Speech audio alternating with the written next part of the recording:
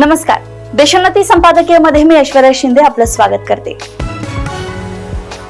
लोकसभेतील अपमानजनक पराभवानंतर थोडेफार सावरण्याच्या प्रयत्नात असलेल्या महायुतीचा आधीच खोलात असलेला पाय अधिकच खोलात नेणाऱ्या घटना पाठोपाठ घडत आहे। बदलापूरच्या प्रकरणामुळे महायुती सरकार चांगलेच अडचणीत आले आहे।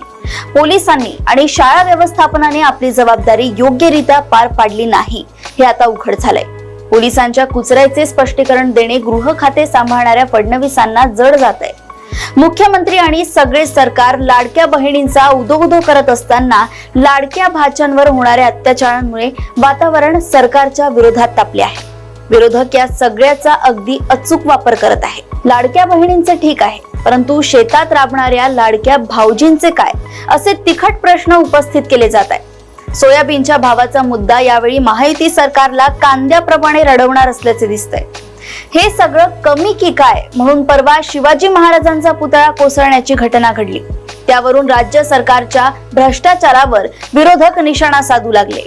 हा पुतळा राज्य शासनाने नव्हे तर नौदलाने उभारलाय असे सांगत आपली चामडी वाचवण्याची कसरत महायुतीचे नेते करत असले तरी पुतळा तयार करणारे शिल्पकार मुख्यमंत्र्यांच्या जवळचे आहे असा आरोप विरोधक करत आहेत। शिवाय अशा ठिकाणी पुतळा उभारताना सगळ्या नैसर्गिक बाबींचा अभ्यास होणे गरजेचे ठरते। तो अभ्यास करण्यात आला होता का? वारा, वादळ, पाऊस अशा नैसर्गिक आपत्तींना तोंड देण्याइतपत मजबूती त्या पुतळ्यात होती का? आणि नसली तर त्यासाठी कोण जबाबदार? हे सगळे प्रश्न महायुतीच्या अडचणी वाढवणारे आहेत। शिवाय या पुतळ्याचे अनावरण स्वतः पंतप्रधानांच्या हस्ते झाले होते।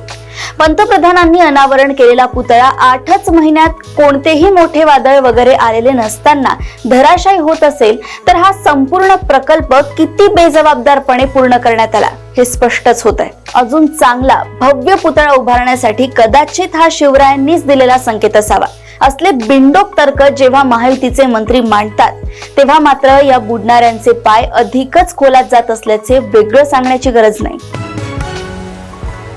अशाच राजकीय घडामोडी व अपडेट सोबत पुन्हा भेटूया देशोन्नती संपादकीय मध्ये। बघत रहा देशोन्नती। नमस्कार।